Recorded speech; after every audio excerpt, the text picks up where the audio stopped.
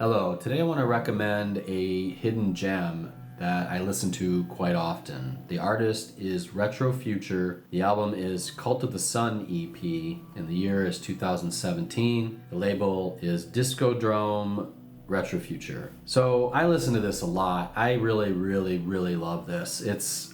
I don't even know how to explain how much I love it. It was unexpected when it popped into my life. I was listening to Spotify because I do a lot, and I had listened to something else, and on Spotify it will recommend things after, and it recommended one of the songs. I don't remember which one. It was like, like a dog, like, what is that? And searched out the whole album. I think it's a really good EP. This is indie synth pop, and the band seems to be a little bit mysterious. I think it was one of those things that just kind of happened and then faded away very quickly. I can't find much information on them. I did find a Facebook page.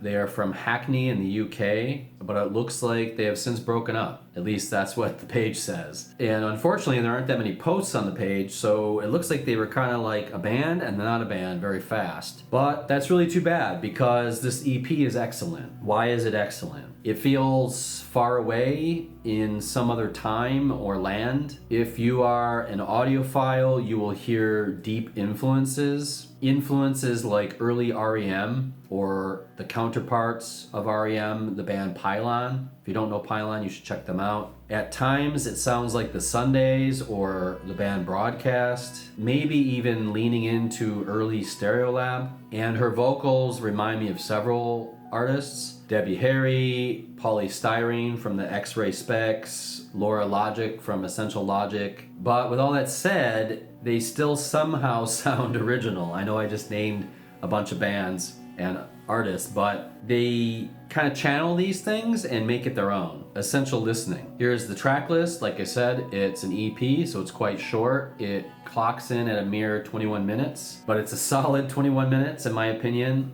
The best track on the album for me is The Right Reaction. This one really channels that R.E.M. Pylon vibe. Extermination Angel also has that prime R.E.M. twangy punk hustle, if you know what I mean. It's got this like chugging along about it. So What channels the early synth band The Silver Apples, if you know that band, with a kind of Blondie-esque vocal. If you've ever seen the film The Wicker Man, you will recognize Willow's song because this is a cover, originally done by Paul Giovanni and Magnet and sung by Britt Eklund. It's a solid cover and turns a lilt folk tune that's a little bit eerie into a summery dream pop extravaganza. That's the only way I know how to put it. The pros. If you enjoy upbeat, innocent sounding tunes from the 80s or the 90s before everything became cynical, you're really gonna love this. There's something fresh about it and youthful.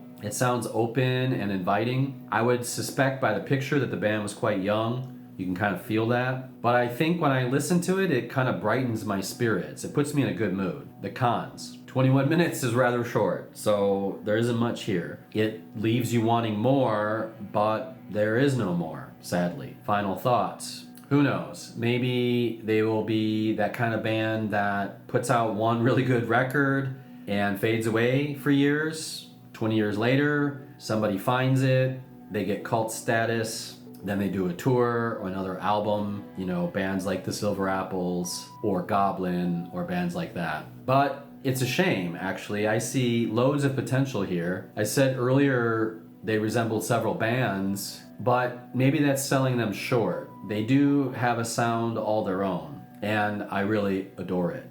But the link is in the description, and that's all I got for today. Take care. Have a good day.